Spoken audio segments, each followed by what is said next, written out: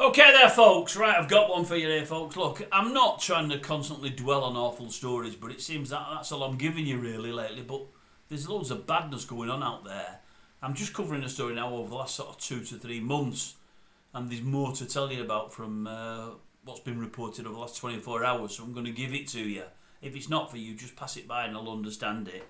But it's in this trial of this poor Sarah Sharif and what her dad, his brother and his latest girlfriend have done to her, and it's shocking. I've read more today, and it's got to be out there and people have got to know about it. So if you've not heard and you've not read, it's worth listening to, but it makes you realise how sick man can be. As I say, I struggle to call him a man, to be honest with you, but this has been in the press today. This is the latest news from the latest 24 hours in court. It's titled, Sarah Sharif's father denies stripping and jet washing his daughter's broken body after she was battered to death. Jet washing. Here we go. Sarah Sharif's father has denied her battered body was stripped and jet washed in the garden as the family prepared to leave to flee to Pakistan.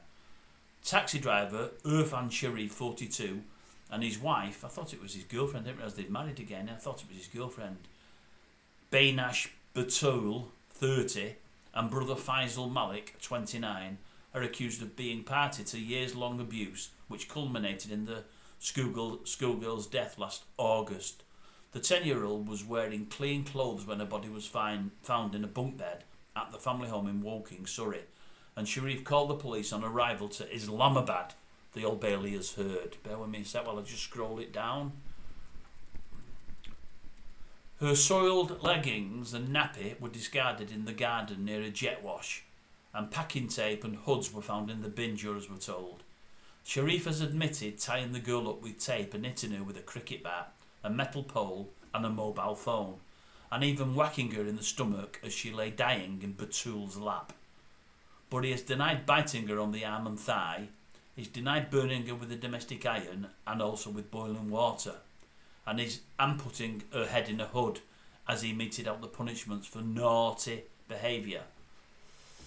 On Friday, prosecutor William Emlyn Jones KC suggested that all 3 defendants were involved, despite Sharif's claims that he took full responsibility for Sarah's death. He's taken it now. For the first week he said it wasn't him, it was Miss or Mrs. Batul, whatever she's called.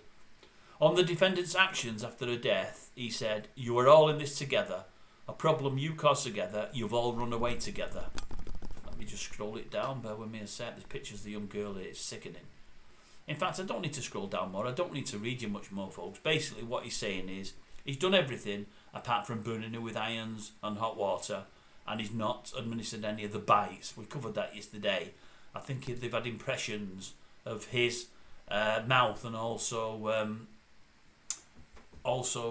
his brother's. Miss Batul, is refusing to have hers taken. She's sort of in the frame for that, and they sort of saying she's done the biting, but she won't have impressions taken. But he's admitted doing all the rest. But I read it and I thought, what a headline that is. Refutes the suggestion that he's washed it down with a jet wash. Jet washing a dead child. I mean, it's just treated like a piece of meat, and they've washed her all up, dressed her, lay her back on the bed. He's wrote his little note to say he's sorry, and then shuffled off on a plane to Pakistan. What a thoroughly decent human being he is, eh? As I say, hopefully when they get him in jail, he'll have the proper punishment administered to him. I would hope so anyway. I'm hoping people are hearing these things and reading these things and following the case that are in jail at the moment, and I'm hoping they're waiting for him with open arms. I really do. But with that, I'll leave you. It's just sickening, isn't it, really? You know, it's just another day of a sickening case, and what awful torture administered to this poor young girl. Defenceless kiddie, probably done no harm to nobody. Killed at, was it 10? I think she was 10. Just shocking. Absolutely shocking. And he's a parent, folks. He is a father, or was.